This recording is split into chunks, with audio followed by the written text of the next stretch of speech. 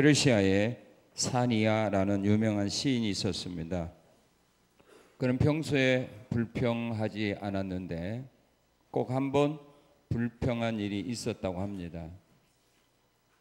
그것은 그가 신발을 살 돈이 없어서 맨발로 걷게 된 때였습니다. 왜 우리 부모님은 가난하게 살아서 내게 신발도 못 사주시는 것일까? 이렇게 불평을 하면서 길을 걸어가고 있는데 거리에서 다리가 없는 불구자 한 사람을 만나게 되었습니다. 그는 그 불구자를 보는 순간 자기의 처지를 감사하게 되었습니다. 하나님 참 감사합니다.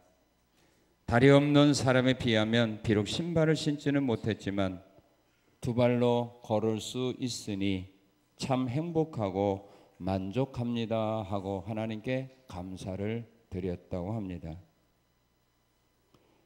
감사는 내가 원하는 많은 것을 소유함으로 얻어지는 것만 아닙니다. 내가 다른 사람들보다 가진 것이 비록 적다 할지라도 그 적은 것이 자신의 삶 속에 참으로 귀하다는 것을 느끼고 사용할 때에 누릴 수 있는 것입니다. 우리가 소유에서 감사를 얻으려고 한다면 자신이 원하는 것들을 소유할 때는 감사를 하게 됩니다. 그러나 자신이 소유한 것을 잃어버리게 될 때에는 감사 대신 원망과 불평을 할 수밖에 없습니다. 시편 기자는 여호와 하나님께 감사함으로 노래하며 찬양할 것이라고 고백을 하고 있습니다. 그가 하나님께 감사함으로 노래하며 찬양하는 삶을 살아가겠다고 고백한 것은 하나님이 자신에게 베풀어 주신 은혜와 사랑과 복이 무엇인가를 깨달았기 때문입니다. 우리를 또 금년 한 해 동안에 하나님께서 우리에게 주신 그 은혜와 사랑이 무엇인가를 깨닫는다면 그 사람은 감사하며 찬양하며 노래하며 살아갈 수 있습니다. 그러나 하나님이 내게 베풀어 주신 은혜와 사랑과 복이 무언가를 깨닫지 못하는 사람은 그 은혜와 사랑과 복을 받아 누리며 살면서도 감사를 잃을 수밖에 없습니다. 하나님께서 우리에게 은혜와 복을 주시는 것은 우리를 통해서 감사함으로 하나님께 노래하며 찬양하는 삶을 살아가라고 하나님이 우리에게 은혜와 사랑을 베풀어 주고 계십니다. 그래서 그 은혜를 깨닫는 사람, 그 사랑이 무엇인가를 깨닫는 사람, 내게 주신 복이 무엇인가를 깨닫는 사람만 하나님을 향하여 감사하고 찬양하며 노래하며 삽니다. 그러나 그것을 깨닫지 못하는 사람은 하나님을 향하여 감사 대신 원망과 불평 속에서 벗어날 수 없습니다. 믿음의 사람이 감사함으로 하나님을 노래하고 찬양하며 살아가야 합니다. 그 하나님이 누군가? 우리가 찬양해야 될 하나님, 우리가 감사해야 될 하나님, 우리가 노래해야 될 하나님, 우리가 경배해야 될 그 하나님은 어떤 분인가? 오늘 시편 기자는 우리에게 그 하나님이 어떤 분인가, 자기가 노래하고 찬양하고 감사하는 그 하나님이 어떤 분인가를 우리에게 소개해 주고 있습니다. 우리가 찬양해야 될 하나님, 경배해야 될 하나님, 감사해야 될 하나님은 어떤 분인가? 오늘 본문 5절은 이렇게 말합니다. 우리 5절 한번 같이 읽겠습니다. 우리 주는 위대하시며 능력이 많으시며 그의 지혜가 무궁하시도다. 우리 하나님, 우리가 경배할 하나님, 우리가 찬양할 하나님, 그 하나님은 위대하신 하나님이다. 그렇게 말합니다. 위대하다는 말은 크다는 말입니다. 시편 135편 5절에 보게 되면 우리 주는 모든 신들보다 위대하다 그렇게 말합니다.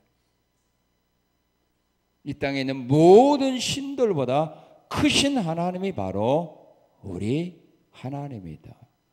그래서 다른 신들이 하지 못하는 것들, 귀신들이, 우상들이, 조상들이 할 수 없는 것도 우리 하나님은 하신다 그 말입니다. 왜? 그 신들보다 크기 때문입니다. 그러므로 오늘 우리는 우리 힘으로 능력으로 행할 수 없는 그런 문제를 만나다 할지라도 실망해서는 안 된다는 말입니다. 왜? 우리가 찬양하고 경배하는 하나님은 그 신들이 하지 못하는 것도 능히 행하실 수 있는 위대하신 하나님이기 때문입니다. 그래서 하나님은요, 위대하시기 때문에 무슨 일을 할 수 있느냐 하면 여기 본문 2절에서 시편 기자는 그렇게 말합니다. 예루살렘을 세우신다고. 예루살렘을 세우신다고. 예루살렘은 하나님이 세운 아름다운 도성이었지만 그들이 범죄의 길로 나갔을 때 하나님은 진노하사 이방 나라들을 통하여 예루살렘 성을 무너뜨려 버렸습니다. 돌 위에도 돌 하나 놓이지 아니하도록 성전과 성벽들을 무너뜨렸습니다. 사람들이 살 수 없는 황폐한 땅으로 만들어 버렸습니다. 짐승들이 살게 만들었습니다. 그런 성을, 그런 예루살렘 성을 우리 하나님은 다시 세워주신다 그 말입니다. 사람이 거주할 수 없는 그 황폐한 그곳에 하나님이 예루살렘을 세워주는데 어떻게 세워주느냐? 에스겔 36장에서 하나님은 에스겔 선지자를 통해 그렇게 약속을 했습니다. 에덴 동산과 같이. 어떻게? 힘도 하나도 없구만. 에덴 동산과 같이. 우린 십자가의 군인이에요. 그것도 특수부대. 일반 군인하고 특수부대가 틀린 점이 뭔 줄 아세요? 행동하는 거고 말하는 거 보면 틀려요. 대답하는 거 보면 틀리죠. 우리 십자가의 군인들인데 에덴 동산 그치 하나님이 세워주려고 하다가도 취소하겠다. 사람이 살 수 없는 황폐한 땅을 에덴 동산과 같이 세워줄 거야. 믿습니까? 여러분들의 모든 것을 잃어버렸어도 희망을 가져라 이 말입니다. 사람들이 안 된다라고 말한다 할지라도 포기하지 말라는 말입니다. 사람은 할 수 없어도 하나님은 할 수 있다 이 말입니다. 왜? 위대하시니까. 크신 하나님이니까.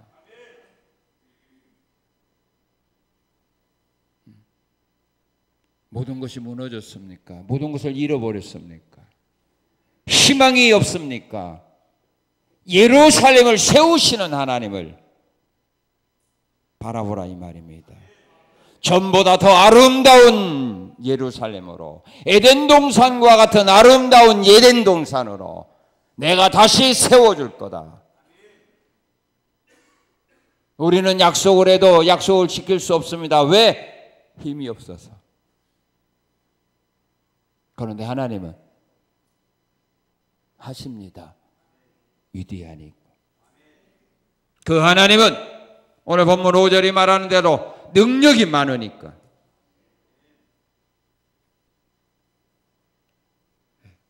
사람들이 그런 말 하죠. 키 큰 사람이 어떻다고요? 예? 싱겁다고. 키 큰 사람이 싱겁다는 말은 뭐예요? 힘이 있다는 말이 없다는 말이에요? 없다는 말이에요. 음식이 싱거우면 어떻게 돼요? 싱거우면 어떻게 돼요? 그 맛이 없어요? 그래서 그러면 안 먹겠네. 싱거우면 먹으려면 어떻게 해요? 간을 맞춰야 될 거 아니야.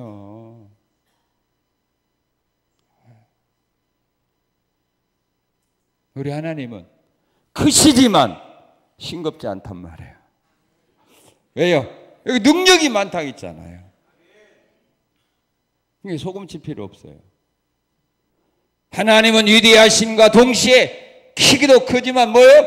능력도 있다 이 말이에요. 그래서 하나님은 작은 자를 통하여 하나님은 위대한 일을 하는 겁니다. 그래서 하나님이 선택하는 사람들은요, 힘 있고 능력 있고 잘나고 똑똑한 사람을 하나님은 선택을 안 해요. 그래서 고린도전서 1장에서 사도 바울이 말하는 겁니다. 너희 중에 잘난 사람이 있는가 봐라. 능력 있는 사람이 있는가 봐라. 힘 있는 사람이 있는가 봐라. 지혜로운 사람이 있는가 봐라.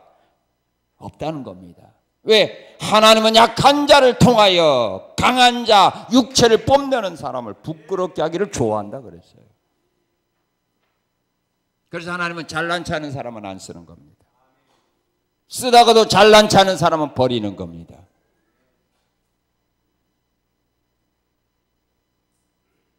하나님의 역사와 기적은 우리가 힘있고 능력 있는 사람을 통하여 일으킨 일이 없어요. 오히려 힘있고 능력 있을 때는 하나님은 약하게 만듭니다. 기드온과 미디안 사람들이 싸울 때 미디안 사람들은 골짜기에 메뚜기 떼와 같이 많다고 말했습니다. 그들과 싸우라고 해서 기드온이 전쟁에 나갈 사람 모집했을 때 32,000명이라는 사람이 모여왔습니다. 그러나 적군과 비교하면 이건 아무것도 아닙니다. 왜? 그들은 메뚜기 떼와 많기 때문입니다. 그런데 하나님 말씀하기를 너무 많다고 말했어요. 32,000명이 많다래요.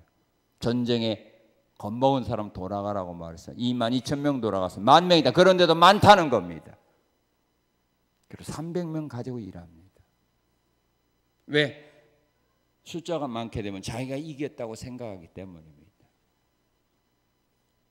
그리고 세상 사람들도 하나님의 은혜로 되었다고 할지라도 세상 사람들이 인정을 안 해줍니다. 너는 원래 실력 있잖아. 너는 원래 똑똑하잖아. 네 주변에는 너를 도와주는 사람들이 많잖아. 그런데 무슨 하나님의 은혜야? 인정을 안 합니다. 세상 사람도. 그래서 힘이 있고 능력이 있을 때는요, 하나님의 역사를 안 합니다. 약하게 만듭니다.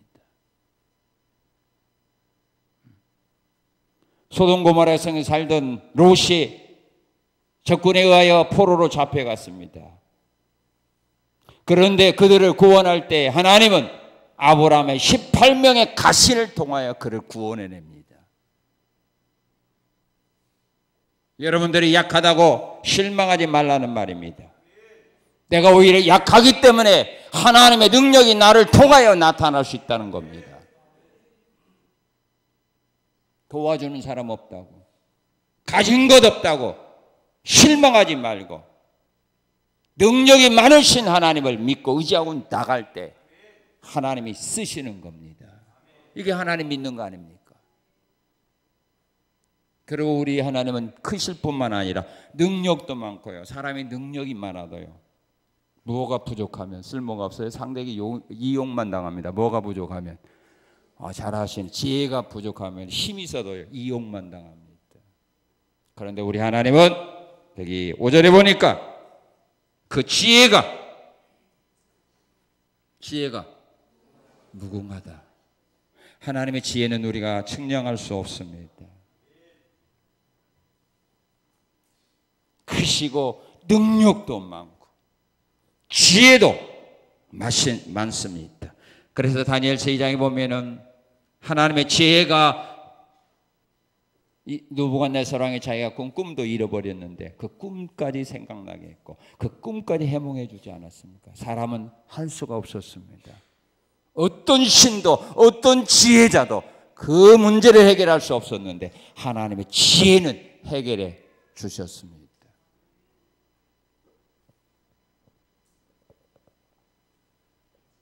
그래서 하나님은 우리에게 성경은 말합니다. 너희 중에 지혜가 부족하거든 후히 주시고 꾸짖지 않는 하나님께 구하라. 그리하면 감출 거다. 아멘. 뭐라고 했어요? 주실 거다. 그래서 믿음의 사람들이 해결할 수 없는 문제를 만날 때마다 그다 하나님 앞에 지혜를 구한 겁니다. 해결할 수 없는 문제를 만나 그들이 어려운 위기를 만났을 때 하나님께 나와 기도할 때 그 문제를 해결할 수 있도록 하나님이 인도해 주셨습니다. 그래서 우리 믿음의 사람은 사람들이 해결할 수 없는 문제가 나타나는 것을 기대해야 됩니까? 그걸 피해야 됩니까? 말은 그렇지. 기대해야 되죠. 그럼 왜 그 문제를 내 앞에 나타나게 했을까요? 그것도 모르니까 피하지. 하나님이 여러분을 통해서 그 문제를 해결할 수 있는 은혜를 주려고. 그래서 그 문제를 만나게 한 겁니다. 피하라고가 아니라 숨으라고 아니라. 왜? 그래야 여러분들을 통해서 하나님의 지혜가 위대하심을 알지 못하는 사람에게 보여줄 수 있기 때문입니다.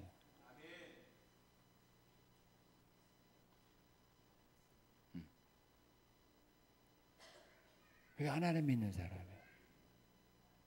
이 사람이 바로 성경을 믿는 사람이라 이 말이에요. 위대하신 하나님, 능력이 많으신 하나님, 지혜가 무궁하신 하나님을 믿는 성도의 삶이라 이 말입니다. 지금 여러분 앞에 무너졌습니까?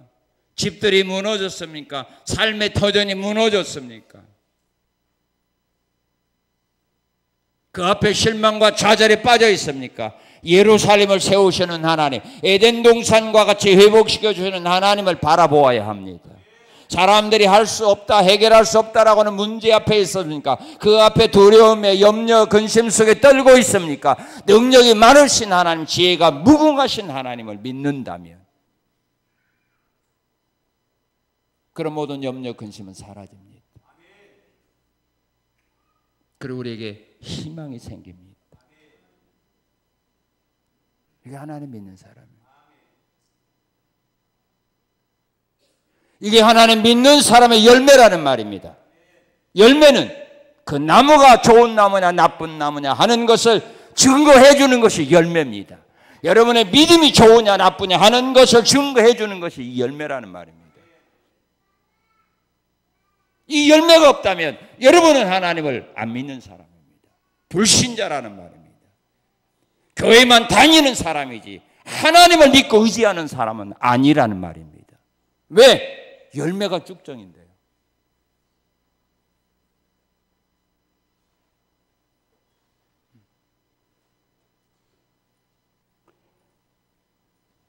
우리가 믿음으로 노래하고 찬양할 하나님 어떤 하나님인가? 말씀으로 창조하신 세계를 보호하고 다스리시는 하나님입니다.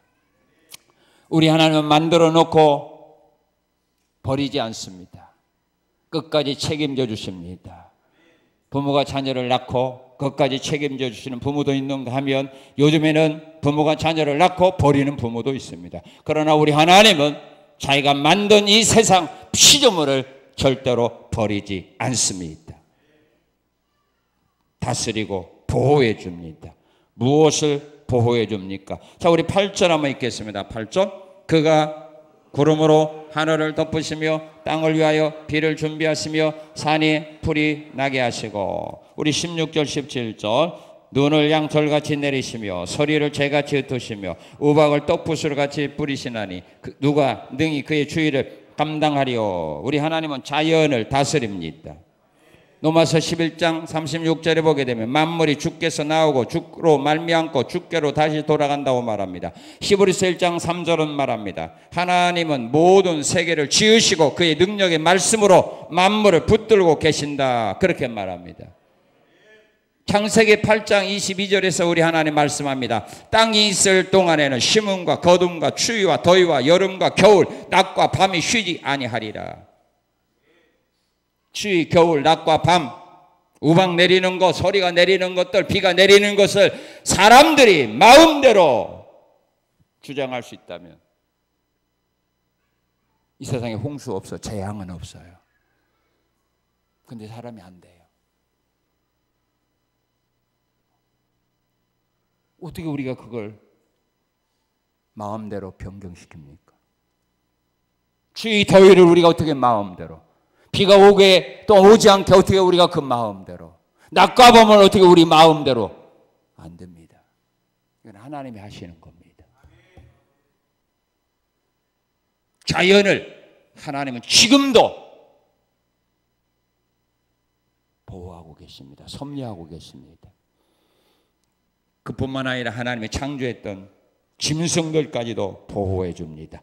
자, 우리 9절 한번 읽겠습니다. 들짐승과 우는 까마귀 새끼에게 누가 주세요? 누가 주시냐고. 하나님이 들짐승과요 까마귀 새끼에게도 먹을 거 주시는 분이 바로 우리 하나님입니다. 믿습니까? 우리 예수님 말씀했죠. 공중에 나는 새를 보아라. 그들이 심고 가꾸고 추수한 일이 있느냐? 그러나 하나님이 먹이시지 않느냐. 까마귀 새끼, 들짐승 살리는 분이 누구야? 하나님이다. 여러분, 산골짜기에 물이 흐릅니까? 안 흐릅니까? 깊은 산속에 물이 흘러요? 안 흘러요? 왜 흐를까요? 그냥. 왜 산 깊은 골짜기마다 물이 흐를까요? 거기서 흐르는 물은 골짜기에서 물이 흘러서 흐르는 거죠. 솟아나서 흐르는 거죠. 뭐 비 올 때는 물론 빗물이 흐르겠지만 비가 안 올 때는 뭐요? 거기서 물이 솟아나서 골짜기에 물이 흘러내립니다. 왜 그럴까요? 모르죠? 맛있다. 그거 아니에요. 왜 그런 줄 아세요? 산에 뭐가 살아요? 짐승만 살아요? 새도 살죠? 그들에게 마시라고. 자, 우리 시편 104편 104편 10절로 14절입니다. 자, 우리 한번 같이 읽겠습니다. 104편 10절로 14절 시작. 여호와께서 샘을 골짜기에서 솟아나게 하시고 산사에 흐르게 하사 각종 들짐승에 마시게 하시나니 들나귀들도 해가라며 공중의 새들도 그 가에서 깃들이며 나무가지 사이에서 지저귀는도다. 그가 그의 누각에서부터 산에 물을 주어 부어 주시니 주께서 하시는 일에 결실이 땅을 만족시켜 주시는도다. 그가 가축을 위한 풀과 사람을 위한 채소를 자라게 하시며 땅에서 먹을 것이 나게 하시고. 예. 짐승들이 먹고 새들이 그가 집 짓고 살라고. 짐승도 물 마셔야 살 거 아니에요. 하나님이 만드신 짐승, 새, 식물, 풀 하나까지도 우리 하나님이 다 보살피고 계십니다. 그뿐만 아니라 하나님의 창조하신 하나님의 자녀들도 하나님이 보살펴 주십니다. 자, 우리 13절 한번 같이 읽겠습니다. 13절. 그가 내 문빗장을 견고히 하시고. 우리의 삶을 보호해 줍니다. 사람이 아무리 성을 견고하게 쌓고 성문을 아무리 견고한 쇠문으로 만들었다 할지라도 뭐가 없으면 문빗장이 뭔가 알아요? 대문들 있으면 이거 있죠? 대답을 하네. 여러분, 문 열려면 어떻게 해야 돼요? 먼저 문빗장 빼야 열리잖아요. 근데 문빗장이 약간 미르면, 나무 같은 미르면 부러져 버리면 문 열려요. 우리가 아무리 성을 견고하게 쌓고 아무리 센 문을 만들었다 할지라도 문빗장을 채우지 않으면 그 성은 아마 필요가 없어요. 성이 견고해도 문이 아무리 튼튼해도 그 성은 적군이 마음대로 들어와요. 우리가 모든 것을 아무리 완벽하게 준비했다 할지라도 하나님이 문빗장을 뿌려버리면 우리의 준비한 모든 것은 허사라 이 말이에요. 하나님이 우리의 문빗장을 견고하게 해주신다. 우리의 모든 삶을 안전하게 보호해 주겠다 그 말입니다. 열왕기하 6장에 보게 되면 도단성에 있던 엘리사가 적군에 의하여 포로로 잡혀 있을 때에, 포로로 잡힐 위기를 만났을 때 하나님께서 그의 견고한 성이 되고 그를 보호해 주게 하늘의 천군 천사 파송해서 지켜주지 않았어요. 그래서 살아난 거 아닙니까? 다니엘이 사자굴 속에 던짐받았을 때 천사를 보내어 사자 입을 봉함으로 다니엘이 산 거 아닙니까? 하나님은 우리의 보호자가 된다 그 말입니다. 시편 121편에 낮의 해와 밤의 달이 해하지 못하도록 상하지 못하도록 우리의 그늘이 되시고 졸지도 주무시지 않으면서 우리의 삶의 보호자가 되겠다고 약속합니다. 그리고 우리가 찬양해야 될 하나님은 어떤 하나님인가? 무너진 우리의 삶을 회복시켜 주시는 하나님입니다. 우리의 삶을 회복시켜 주는데 어떻게 회복하느냐? 2절을 우리 한번 같이 읽겠습니다. 시작. 여호와께서 예루살렘을 세우시며 이스라엘이 흩어진 자들을 모으시며. 성이 무너졌습니다. 그래서 세웠습니다. 성만 세우면 뭐합니까? 거기에 사람들이 와서 살아야 될 거 아닙니까? 포로가 되어 이방 나라에 끌려갔는 그 이스라엘 백성들을 다시 예루살렘 성으로 인도해 주시겠다는 말씀입니다. 이사야 11장 12절을 보게 되면 땅 사방에서 유다의 흩어진 백성들을 모아주겠다고 말합니다. 스바냐서 3장 19절에 보게 되면 너를 괴롭히던 사람들에게 내가 벌을 내리고 너희를 다시 모을 때에 이제부터는 수치를 당하지 아니하고 칭찬과 명성을 듣게 해줄 거라고 하나님은 약속을 하고 있습니다. 흩어져 있는 모든 사람들 다시 모아주겠다. 떠나갔던 모든 사람들 다시 모아주겠다. 하나님은 우리에게 그릇도 만들게 해주시고 또한 그릇도 채워주시겠다 말씀합니다. 그리고 하나님은 우리를 회복시켜주니 뭘 회복시켜준가? 우리 3절을 한번 같이 읽겠습니다. 상심한 자들을 고치시며 그들의 상처를 싸매시는도다. 상심한 사람을 치료해 줍니다. 상심했다는 말은 마음이 깨어지고 부서졌다는 말입니다. 그리고 상처를 싸매준다는 말은 슬픔과 고통 당하는 사람들을 감싸주겠다 그 말입니다. 마음이 육체가 병들어 있는 사람들을 치료해 주시겠다는 말씀입니다. 하나님은 우리를 아프게 하다가도 싸매시고 상하게 하시다가도 그의 손으로 다시 고치시는 하나님입니다. 믿습니까? 우리 마음도 우리 영혼도 우리 육체도 아프게 하다가도 다시 치료해 주시는 분이 하나님이십니다. 우리의 상처, 우리 아픔을 하나님은 치료해 주겠다.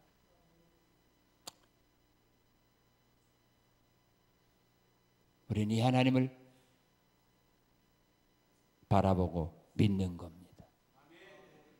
아픈 것만 생각하지 말고 상처를 바라보지 말고 치료해 주실 하나님, 낫게 하실 하나님, 싸매 주실 하나님을 믿고 소망하며 바라보며 의지하고 나가라는 말입니다. 왜 나에게 상처를 줬을까? 왜 나를 아프게 했을까? 다시 치료해 주기 위하여, 다시 낫게 하기 위하여. 그것을 하나님은 약속한 겁니다. 그리고 우리가 믿고 찬양해야 될 하나님은 믿음의 사람들에게 은혜와 복을 베풀어 주시는 하나님인데 어떤 은혜와 복을 베풀어 주시느냐 하면은 여기 6절에 보게 되면 믿음의 사람들이 겸손할 때에 그들을 붙들어 주신다고 약속을 합니다. 하나님은 우리를 붙들어 줍니다. 겸손한 삶을 살아갈 때 붙들어 줍니다. 그러나 악한 삶을 살아가게 되면 하나님 붙들어 주는 것이 아니라 땅에 업어치게 버립니다. 이사야 41장 10절에 말합니다. 두려워하지 말라고, 염려하지 말라고, 무서워하지 말라고. 내가 네 하나님 아니냐고. 내가 내 능력의 오른손으로 내 손을 붙들어 줄 거니 걱정하지 말라고. 사람들이 너희들을 던진다고 할지라도 걱정하지 말라고. 내가 천사를 보내서 너희 발이 돌에 부딪히지 않도록 내가 지켜줄 거라고. 우리를 붙들어 주시는 하나님입니다. 내게 사람이 없다고 말하지 마십시오. 주님이 내 곁에서 내 손을 지금 붙들고 계심을 우리는 믿어야 합니다. 그리고 하나님이 우리에게 은혜와 복을 주네. 어떤 복을 줍니까? 우리 13절 한번 읽어봅시다. 13절 시작.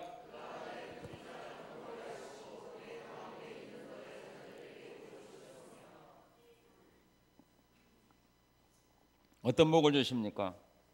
자녀에게 복을 주셨으며.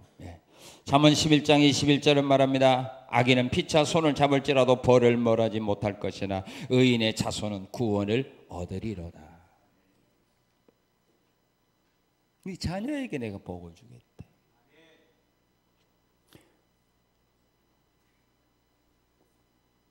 이삭에게 하나님 왜 복을 줍니까? 아버지 때문입니다. 야곱에게 왜 하나님의 그 못된 야곱 아닙니까? 야곱이 좀 못됐잖아요. 자기밖에 모르는 사람 아닙니까? 형한테 팥주강으로 주는 건 뭐 그거 얼마나 뭐 그 귀한 일입니까? 그런데 그냥 안 주고 장자권을 사서 그리고 아버지까지 속이는 사기꾼 아닙니까? 그런데 하나님이 야곱에게 복을 줍니다. 왜? 그 아버지 때문에, 그 할아버지 때문입니다. 그들이 잘나고 똑똑해서가 아닙니다. 그들의 조상들에게 약속한 그 약속 때문입니다. 오늘 하나님은 말하는 겁니다. 내가 네 자녀들에게 내가 복을 줄 거다. 우리가 하나님 앞에 바른 믿음의 삶을 살아가게 되면 하나님은 여러분들의 그 아름다운 믿음의 삶을 보시고 여러분들의 자녀에게 복을 주는 겁니다.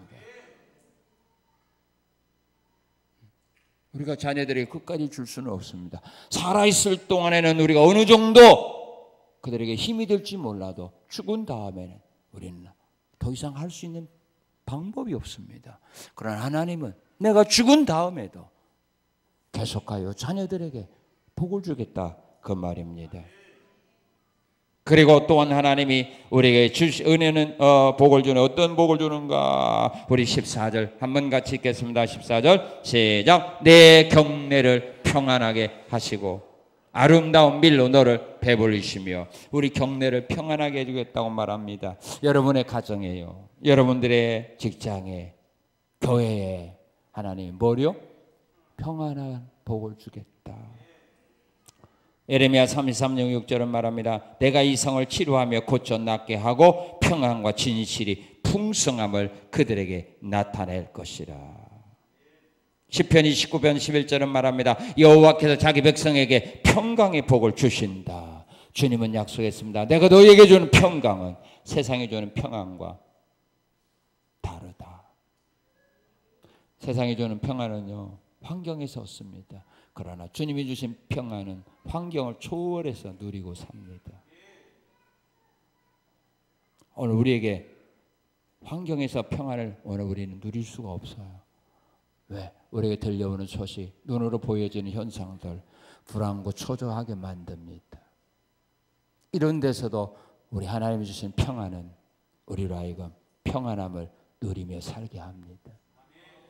주님은 풍랑이 있는 바다에서 배 안에 물이 가득한 배 안에서도 주님은 평안하게 주무셨습니다. 베드로 사도는 감옥 안에서도 죽음이 앞에 오는 그 앞에서도 베드로 사도는 평안하게 단잠을 잤습니다. 바울 사도는 유라굴라 공풍으로 인하여 많은 사람들이 죽음의 두려움에 공포에 쌓여 있었을 때 그 앞에서도 바울 사도는 평안했습니다. 죽음에 대한 공포에 빠지지 않았습니다. 이게 바로 하나님 우리에게 주시는 평안입니다. 모든 걸 잃어버려서도 죽음의 위기 앞에서도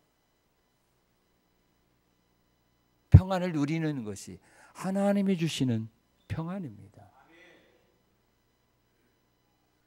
오늘 우리에게 평안이 없다는 것은 하나님이 주신 평안함을 우리가 누리지 못하고 있기 때문입니다. 내 경내에 평안을 주겠다. 여러분의 가정에 평안이, 여러분의 직장의 삶 속에 평안이, 교회 안에 평안이 있어야 합니다. 없다면 우리가 이 하나님의 은혜와 복을 누리지 못하고 있기 때문입니다. 그리고 하나님이 주시는 복이 뭡니까? 14절에 말합니다. 좋은 양식으로 배부르게 해주겠다. 믿습니까? 시편 107편 9절은 말합니다. 그가 줄인 영혼에게 좋은 것으로 채워주신다. 누가복음 1장 46, 53절에서 마리아는 예수님이 잉태한 후에 하나님 앞에 그런 고백을 했습니다. 줄이는 자를 좋은 것으로 배불리셨다. 하나님은 우리에게 언제나 좋은 것으로 배부르게 해줍니다.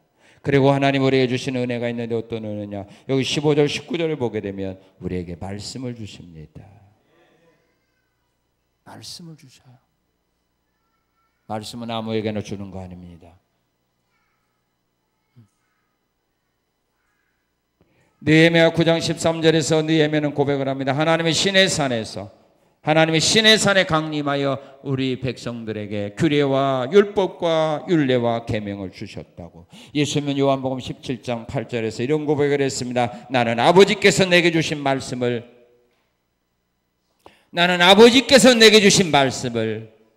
그들에게 주었다고. 그들이라고 했습니다. 아버지가 내게 주신 하나님의 말씀을 내가 그들에게 주었다고 그랬어요. 하나님의 말씀은 아무나 주는 거 아닙니다. 바로 그들에게 주는 겁니다. 우리가 하나님의 말씀을 들을 수 있다는 거, 이게 하나님께 받는 최고의 은혜요, 사랑요, 복입니다. 예수님도 말씀했죠. 성령이 교회들에게 하시는 말씀을 들을 수 있는 자는 들으라고. 똑같은 하나님의 말씀이 주어져도요, 다 듣는 거 아닙니다. 그 말씀을 들을 수 있는 은혜를 받은 사람만 그 말씀을 듣게 되어 있어요. 사도행전 13장 38절에서 말합니다.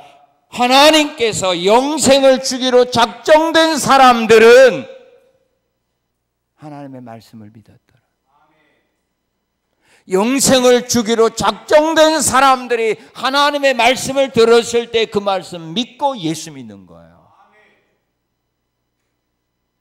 그러지 아니한 사람은 하나님 말씀 듣다가 시험 들고 상처받습니다. 그래서 시편 기자는 하나님 앞에 그런 고백을 합니다. 하나님, 내 마음을 열어서 주의 말씀을 청종하게 하옵소서. 내 마음의 문을 여셔서 오늘 하나님이 내게 주시는 말씀을 듣게 하옵소서.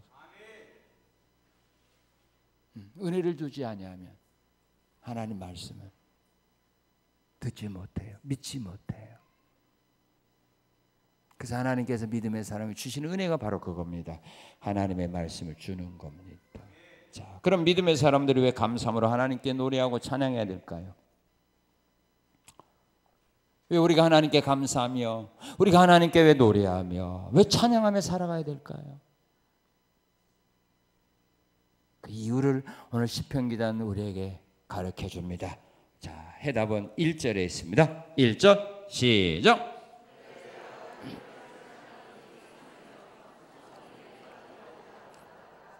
할렐루야. 우리 하나님을 찬양하는 일이 선함이요 찬송하는 일이 아름답고 마땅하도다. 하나님을 노래하고 찬양하는 것이 가장 선하다는 말입니다. 선하다는 말은 좋다는 말입니다. 즐겁다는 말이죠. 그리고 하나님을 노래하고 찬양하는 것이 뭐예요? 아름답다. 아름답다. 사랑스럽다. 유쾌하다. 그리고 하나님을 노래하고 찬양하는 것이 마땅한 일이다. 하나님을 찬양하는 것이 무슨 일이요? 마땅한 일이다가 아니잖아요. 마땅한 일이다. 우리 믿음의 사람들이 하나님을 찬양하는 것이 최고로 아름답고요, 최고로 즐겁고요, 그것은 마땅히 해야 될 일이에요. 의무라는 말이에요. 안 하면 안 되는 겁니다. 왜 우리가 하나님을 찬양하는 일을 꼭 해야 되느냐? 그 이유가 있습니다. 자, 시편 33편 1절에서 시편 기자는 그렇게 말합니다. 찬송은 정직한 자들이 마땅히 할 바다. 하나님이 제일 좋아하는 일이 뭐죠? 정직히 하는 거라고 했어요. 여호와 보시기 정직히 행한 자. 이 사람들은 다 하나님의 은혜와 복을 주셨어요. 근데 하나님 보시기 악하게 행한 자 다 하나님이 심판했어요. 정직한 자가 마땅히 할 일이 있는데 그 일이 무슨 일이다? 하나님을 찬양하는 일입니다. 그리고 우리가 왜 하나님을 마땅히 찬양해야 되느냐 하면은 이사야 43장 21절에 보게 되면 이 백성의 내가 나를 위하여 지었나니 나를 찬송하게 하려 함이니라. 믿습니까? 이 백성은 내가 나를 위하여 지었는데 왜 지었느냐? 나를 찬양하는 자가 되게 하기 위하여 내가 이 백성을 지었다. 그 말입니다. 그렇다면 오늘 왜 하나님이 나를 구원하여 하나님의 자녀가 되게 하셨는가? 왜 하나님이 나에게 은혜와 사랑과 복을 주셨는가? 믿음을 주셨는가? 성령의 은혜를 주셨는가? 그 이유가 뭐냐면 나로 하여금 하나님을 찬양하게 하기 위하여. 나를 구원해 주었고 은혜 주었고 믿음 주었다 이 말이에요. 그런데 이 일을 안 하면 안 되잖아요. 우리가 꼭 할 일은 꼭 해야 되는 겁니다. 해도 되고 안 되는 일은 안 해도 되지만 꼭 해야 될 일은 해야 된다 이 말입니다. 마땅한 일입니다. 자, 그러면 믿음의 사람들이 하나님을 노래하고 찬양할 때 어떻게 해야 될까요? 자, 오늘 보면 7절 한번 같이 읽겠습니다. 감사함으로 여호와께 노래하라. 감사함으로 노래해야 됩니다. 왜 감사함으로 노래해야 되느냐면 시편 69편 30절 31절에서 다윗은 이렇게 말합니다. 감사함으로 하나님을 찬양하는 것이요 소를 드리는 것보다 하나님이 더 기뻐한다 말씀합니다. 어떤 사람은 황소 한 마리 잡아서 하나님께 제사 드리고 한 사람은 그 옆에서 감사함으로 하나님을 찬양할 때 하나님이 더 좋아한 것이 뭐냐? 찬양을 더 좋아했다.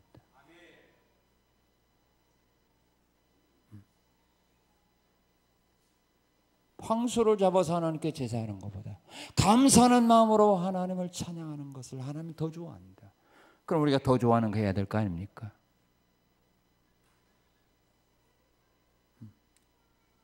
사도 바울은 골로새 3장 16절에서 골로새 교인들이 이렇게 권면합니다. 감사하는 마음으로 하나님을 찬송하라. 여러분 찬양할 때 항상 감사하는 마음으로 찬양해야 됩니다.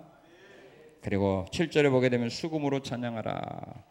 악기를 동원해서 찬양하라고 말합니다. 시편 98편 5절 6절은 수금으로 여호와를 노래하라. 나팔과 호각 소리로 왕이신 여호와 앞에 즐겁게 소리칠지어다. 악기를 동원하면서 하나님을 찬양하라. 시편 47편 1절에 보면은 너희 만민들아 손바닥을 치고 즐거운 소리로 하나님께 외칠지어다. 손바닥을 치면서 즐거운 소리로 하나님께 외쳐라. 그 말이 뭐예요? 크게 부르라 이 말입니다. 그래서 찬양하는 보면요 정말로 크게 부르는 사람이 있는가 하면 그냥 입만 금붕어처럼 껍벅하는 사람이 있는지 보게 돼요. 노래방에 가서 노래 볼 때는 심줄이 터지라고 그렇게 노래 부르면서 하나님 앞에 찬양할 때는 그냥 며칠 굶은 사람이 찬양하는 것처럼 입만 뻐끔뻐끔하고 아예 어떤 분들은 그냥 입도 안 열리는 사람이 있는데 그러지 말라 이거죠. 손뼉 치며 큰 소리로 외칠지어다. 하나님을 찬양할 때 정말로 마음에서 오르는 큰 소리로 찬양하라 이 말이에요. 그러니까 찬송 소리 들으면 알죠. 군인들의 군가 소리 들어보면 그 군대들이요 군기가 있는지 없는지를 알아요. 군가 들으면 찬양 소리를 듣게 되면 그 교회 성도들의 신앙 상태를 안다 이 말이에요. 영적으로 깨어 있는 사람인지 아니면 잠들어 있는 사람들인지. 우리 찬미 소리 듣고 지옥이 떨린다고 하는데 이런 찬미 소리가 지옥이 떨리겠어요? 오히려 지옥이 웃겠지. 마음을 다하여 큰 소리로 외칠지어다. 여기서 이건 안 나온지 몰라도요.